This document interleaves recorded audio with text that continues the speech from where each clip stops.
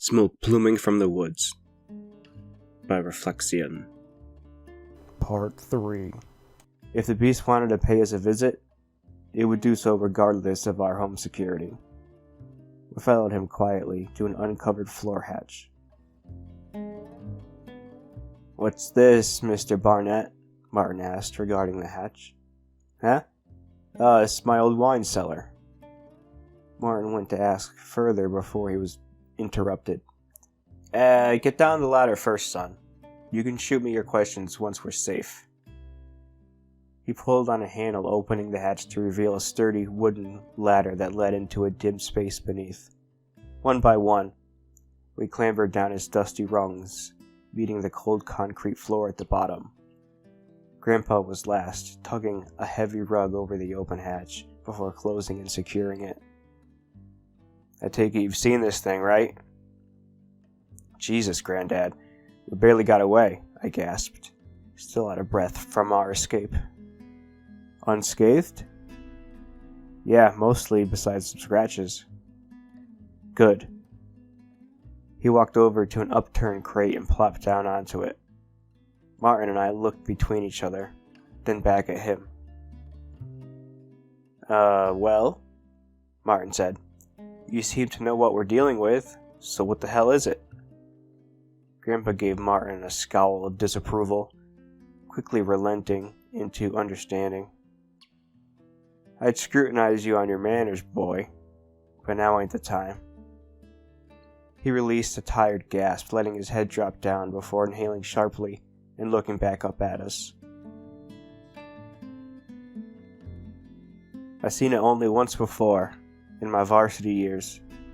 Had some Danish friends on my course who said I should come visit them over there, go and do some backpacking in their home country. Beautiful landscapes over in Denmark, really. Peaks rising out of the trees, you know." Before he could lose himself in a daydream, I cleared my throat to bring him back to reality. "Oh, right. So we were pretty deep in the woods when it happened. We'd all gotten paranoid because we thought something was following us. Something big. Elk, maybe. But we never saw nothing. Only heard it. And then, God. One of the girls in front of me started to, levitate. I don't know. She was just rising up off the ground, gripped by something.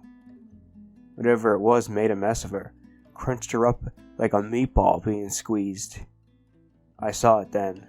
Curved bones wrapped around her, stabbing in deep. I never forget the sight of that. It's like a stain on my mind.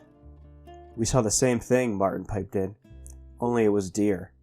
Looked like it sucked everything out of it when it was done." "Yeah, I can't say I know how it works. You can only see it if you know something's there. If it's there. Anyway, we ran as fast as we could back down the trail, and it seemed we lost it. The whole time there was this rancid stink, though. Eggy and earthy. Ugh. We wound up back in the town we'd started from, went straight to the police station and reported it. Apparently all they found was a little chunk of meat, piece of thigh or something like that." One of the older guys told me about the tale later on. He brought up the smoke we saw rising out of the forest when we were back in the town. An old Danish legend went that people through history seen smoke columns in the woods, and most who went to check it out had never returned. They said it would move around, not like how a fire would spread, but like it was wandering to and fro. "Damn. That's a horrible story, Grandpa," I said. "It doesn't help us figure out what it is, though.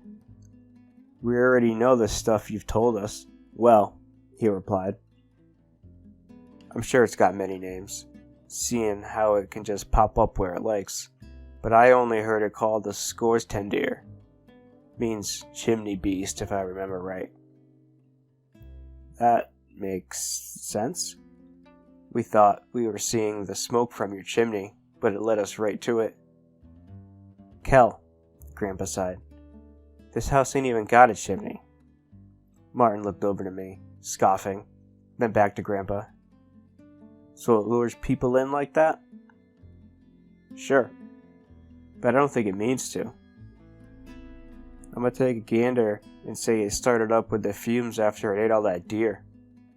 Yeah, I replied. Whatever that thing is, it ain't from here. It ain't from anywhere on this planet, I think. It eats something, then it starts giving off smoke. Waste product from digestion, I guess. So shit gas? Martin chuckled. He always was able to find a way to lighten the mood in dire situations, even if just a little. I looked up at the monochrome ceiling above us, mulling over what Grandpa had said. I remembered how the whole thing had started, and pulled out my phone to bring up my photos. We found this after starting our way up to yours on foot. I have an inkling, but do you know what this is? Grandpa squinted at the screen, and took it from my hand. Scroll to the right. That's only the head, I said. His silent focus was only punctured by the dull taps of his finger on the screen. Recognition lit up in his eyes, his head bobbing up and down. Well, I'll be damned. Wendigo, right? I asked. Yep. I gotta say, never seen one around these parts before, but then again, I was never looking for one. I doubt you need it, but keep that as a reminder for what this beast is capable of. I put my phone back in my pocket, sighing and letting my chin drop into my hands. In any other situation, I'd be shocked to find out such a creature was real. But not now. This is all great, Mr. Barnett, Martin said, with quivering uncertainty. But it doesn't help us. What are we going to do? What can we do? I don't know. Well, I have a stupid idea, but it's just grasping at straws. Anything over sitting here and waiting to die, Martin breathed, staring off into space. Anything. Grandpa looked up toward the basement window, the only source of natural light in the room. What little of it remained. Well, I was checking my traps out east from here, about 600-700 yards into the woods. Only, when I got there, there was this smudge. I don't know what to call it, but that's the best I can describe what it looked like. It was like looking into it. I couldn't register what I was looking at. Hurt my eyes after a while. Never seen nothing like that. But after that, I started seeing the scorestendier. He trailed off, like he was struggling to find the words. So what? I pressed, leaning forward in anticipation. Again, this is guesswork, but I think that's where it came out from. I threw a rock into it when I was there, but I didn't hear it hit the ground. That could wait someplace else. If we can just lead it back there, just to get it to go back in. Wait, hold on, I interrupted. Shouldn't we call someone? Like police? Or the army? What do you think will happen to the cops when they come out here, huh? What's a chief and a rookie in one police car going to be able to put up against it? And good luck convincing U.S. military to send out Marines. You'd be lucky if they thought it was a joke. I shut my mouth, swallowing my next words, allowing Grandpa to continue with his proposition. Either the beast leaves, or we die.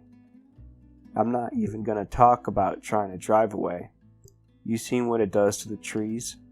Stealth might work, but it's better at it than we are, big as it is, and I don't want to risk either of yous losing your lives.